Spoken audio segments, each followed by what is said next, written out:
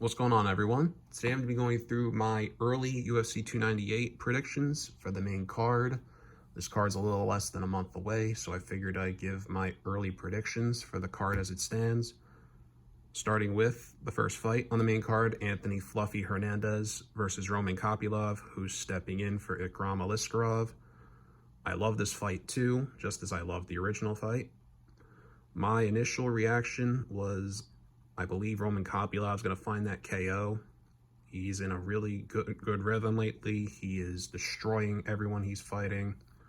But I love the stylistic clash. Fluffy is a pace and cardio machine. Very good grappler. Solid boxing. Can break people like he did to Rodolfo Vieira. But I think Roman's body kicks are going to be something to watch here. He broke Josh Friend with those, eventually finished him in the second round. He has no telegraph to anything he throws. His kicks are insanely fast. It's very fluid, no tell on anything. And against a guy like Fluffy, who isn't the cleanest striker, I think that could be a key. But Fluffy does fight in a way that could give Kopylov trouble. He does push the pace. We've seen Kopylov pushed backwards in the Claudio Ribeiro fight towards the end of the first round. He did have Kopylov in some trouble, but second round, Kopylov immediately head kicked him into the Shadow Realm and got a nasty finish.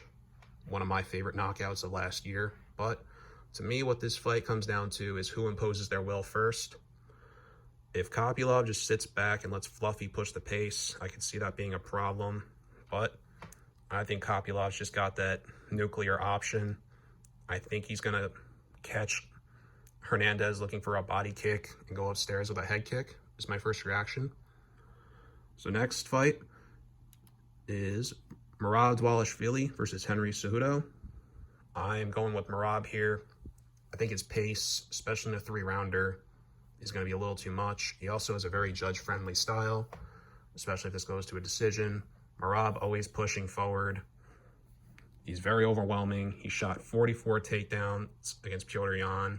I believe that was a record. But the question is, can Henry catch Merab shooting in? I think that's his best chance. Merab can be a little sloppy with his takedown entries. Henry is fast. He's got solid boxing, fast hands. But I think Merab's going to be able to just overwhelm him, push him against the cage. I think there's going to be a lot of fence work like there was in the Jose Aldo fight. Even if he doesn't get the takedowns, I don't think it matters. But for Henry's sake, maybe the Aljamain fight might actually help him prepare for this fight. Aljamain and Merab do train with each other. They do fight pretty similarly. They're both pressure-heavy grapplers with volume striking, but they obviously have very different builds. I don't think it's going to be enough. I think Henry's going to be overwhelmed here. But I do think Henry's going to stuff the takedowns. Merab's going to have him against the fence, especially in the second and third round. And I think he's going to win a pretty routine decision.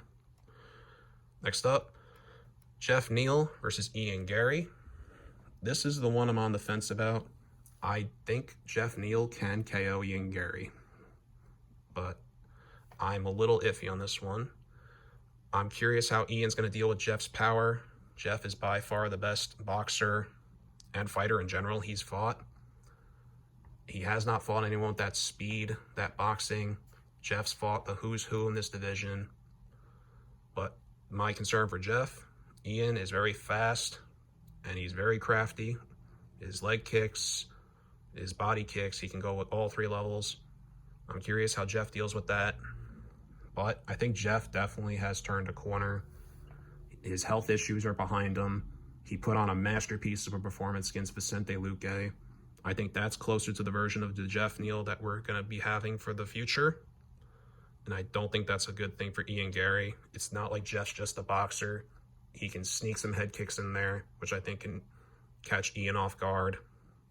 And this is, once again, big step up in competition for Garry. This is a big step up in terms of striking level from Daniel Rodriguez, Gabe Green, to Geoff Neal, who's KO'd the who's who at this point, been in there with the best. was in a war with Shavkat Rakhmonov, hurt Shavkat multiple times. But the body work could be a key for both of them. For Geoff, I think the body work, maybe go into the body with some boxing, some kicks, would slow Ian down. And for Ian's sake, I think he needs to come into this fight level-headed. That's why I'm a little hesitant. I want to see what kind of mental state he's in, whether he's getting into beefs with Sean Strickland, Colby. I don't think there's going to be that kind of heat at this press conference, but you never know with Ian. He's been getting into some problems. Obviously, he has his history with Geoff Neal, the mugshot t-shirt, but I think Geoff's a cool customer. He's not going to let that shenanigans get to him, and I can see a second-round KO here.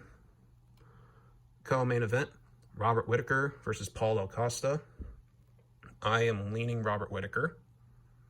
I just think Rob's faster. I think he's going to be motivated coming off that KO to Dricus, which has aged well since he's now the champion. I do think Whittaker will be a little hesitant starting this fight, which is where I think Paolo has his opening. Paolo is very good in going to the body with his boxing, throws a lot of body hooks. This is how he would start his finishing sequences earlier in his career. But I don't think this is the same Paolo that was finishing Johnny Hendricks and having that war with Yoel Romero. His inactivity and his canceled fights, albeit the staph infection was out of his control, there was no way he could have fought that fight safely. I just think the inactivity is catching up to him. I think Rob's going to be really motivated to get himself back into the title picture. And I can see Whittaker shooting takedowns to keep himself safer in the second and third round. We saw him do this against Marvin Vettori to secure the fight. Did a really good job controlling Vettori, shooting takedowns. He's very good at disguising them. He's very good at coming in and out of range, which I think Paolo is going to give Paolo some problems. We saw Adesanya destroy his legs. See Whittaker chopping away at the legs early. So I think Whittaker's going to get a decision. And the main event, Ilia Topuria versus Alex Volkanovski. I'm going with Ilia. I think Ilia's going to KO him. That was my gut reaction. And it's not because of Volk coming off a KO loss up a weight class. I know how good Volk is. I picked him against Holloway all 3 times. This is my first time picking against Volkanovski in this weight class. It's just how much I believe in Ilia. And I also think this is a great circumstances for Ilia here. Once again, he's coming off a KO, but down a weight class. He's coming down in weight, which I think is the key here. He's coming back down to featherweight, coming off a KO, and I think that really does benefit Ilia, especially the power. I don't think Volk has defended the title against somebody with the power like Ilia. He's fought a lot of taller, lankier strikers and grapplers who don't have that one-punch power like Ilia. But there are 2 things that do concern me for Ilia in this fight. I do see Volk attacking Topuria's lead leg, since he does stand pretty heavy on it. And Topuria's head's relatively low to the ground. So I can see Volk maybe throwing some knees up the middle to discourage Topuria from being as aggressive. We've seen Topuria caught with a head kick. We've seen Bryce almost clip Topuria with a head kick, threaten some knees up the middle. Once again, it's the first time we've seen Volk against somebody his stature in his title reign. I want to see whether Volk is able to impose his will. I think Topuria won't be bullied the same way Yair was. And also, Topuria is, by nature, he has a Greco-Roman wrestling background.